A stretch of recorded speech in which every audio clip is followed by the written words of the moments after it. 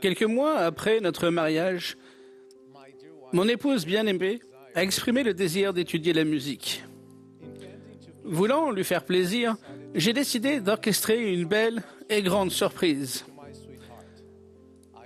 Je suis allé dans un magasin de musique et je lui ai acheté un piano. Très enthousiaste, j'ai placé le ticket de caisse dans un paquet cadeau avec un joli ruban et lui ai offert.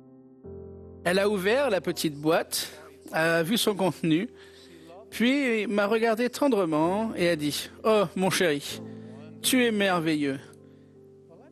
Mais dis-moi, est-ce un cadeau ou une dette ?»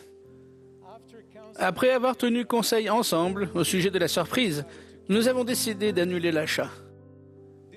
Grâce à cette expérience, j'ai compris l'importance d'un partenariat complet au sein du mariage. Le fait de vivre ce principe permettait à mon épouse et à moi-même d'être d'un seul cœur et d'un seul esprit. Réfléchissons à deux principes fondamentaux qui fortifient le partenariat entre l'homme et la femme. Le premier est que tous sont pareils pour Dieu.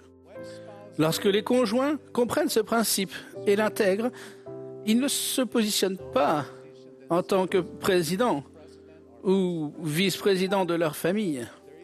Il n'y a pas de supériorité ni d'infériorité dans la relation conjugale. Personne ne marche devant ou derrière l'autre.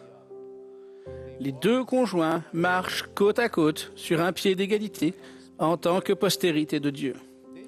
Ils deviennent un en pensée, en désir et en objectif avec notre Père Céleste et Jésus-Christ, guidant ensemble leur famille. Le deuxième principe est la règle d'or enseignée par le Sauveur dans le Sermon sur la montagne. Tout ce que vous voulez que les hommes fassent pour vous, faites-le de même pour eux.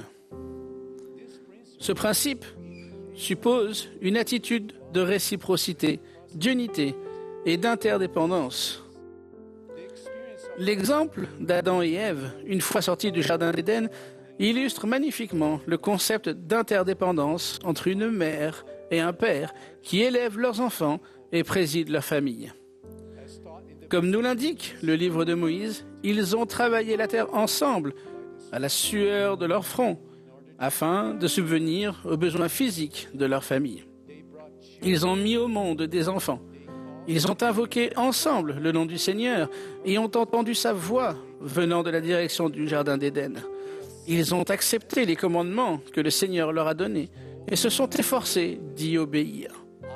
Je vous témoigne que si nous, femmes et hommes, travaillons ensemble dans un partenariat sincère et égal et nous acquittons des responsabilités divines de notre mariage, nous bénéficierons de l'unité enseignée par le Sauveur.